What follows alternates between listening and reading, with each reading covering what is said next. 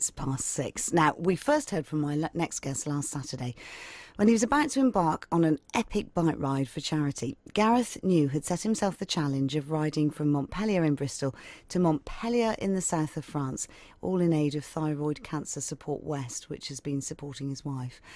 Gareth, very pleased to say I can join you on the line, and I'm going to get you to tell me where you are because it's unpronounceable. Where are you? I'm going to cop out and say I'm in the Lot region of southern France because the town I'm in is an absolute mouthful, and I do myself a massive just as if I try and say it. So I'm just going to say I'm in the Lot region. I think that's very brave but very chickening out. I'm going to spell this for people at home and maybe they'll know it. ENTRA, so that's entree, maybe.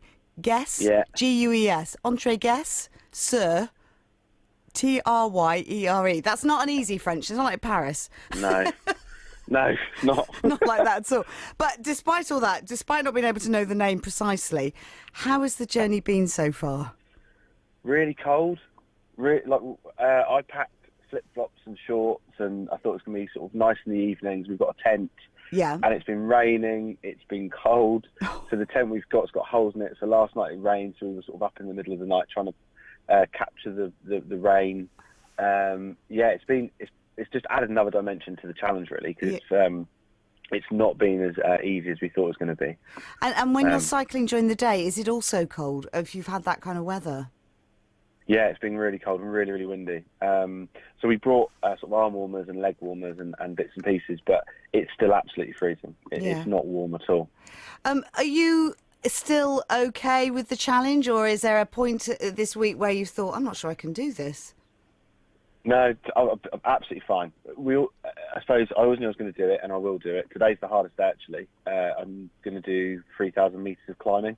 Right. We're going into sort of some big mountain ranges, so today's the big one. We did 125 miles on day 4, which was really tough. Wow. It's over 200k, so that was the longest day. I think we're on the bike for over 10 hours, and our average time on the bike every day is between 7 and 9 hours. I mean, that's a long old time to be in the saddle, isn't it?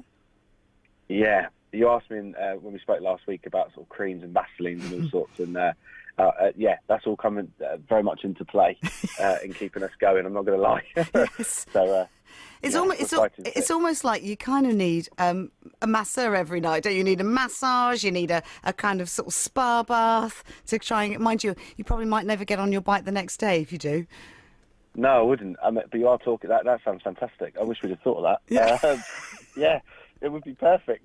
When we get to Montpellier, it'd be nice. But I think when I go back to Bristol, I'll definitely go for some sort of sports massage. Bit of a treat.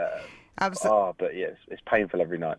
Now, you're doing this because your wife Hannah had thyroid cancer, and this support group's been set up. You're doing to raise awareness as well as raising money. But how much do you hope you will raise on this epic journey from the 2 Montpelliers? Well, I'd love to raise £3,500 if I could. And I think before I left, I'd got to about 2007, 2008. And the money goes to things like there's when you have radioiodine treatment, you get put into a room on your own for sort of a day or 2 days, depending on how quickly the treatment sort of goes through your system. Yeah. And when you're in that room, it's pretty bleak, to be honest. And Judith, who founded the charity, is fantastic. She's done a heck of a lot to make those facilities a lot better in the hospitals, and my wife benefited from that. And I think the money I raised was one of the areas that they can make it even better for future patients that have to go through that treatment. So when I get back, I'm going to meet with Judith and talk about where the money might be best placed. But I think £3,500 would go a real long way.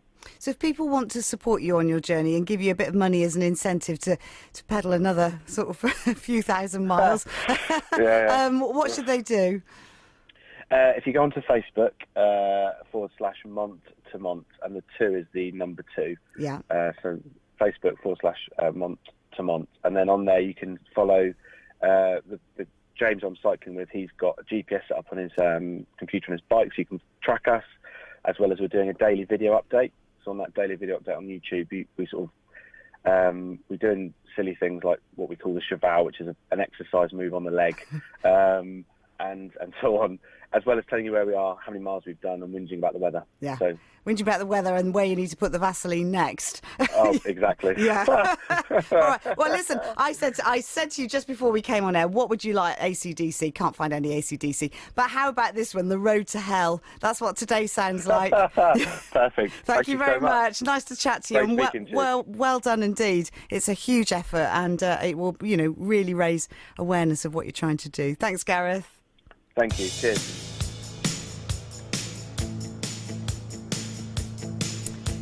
Yeah, one man doing an amazing thing. Well, not one man and his friends doing an amazing thing. Got a big support team of 2 in a tent, cycling all those miles.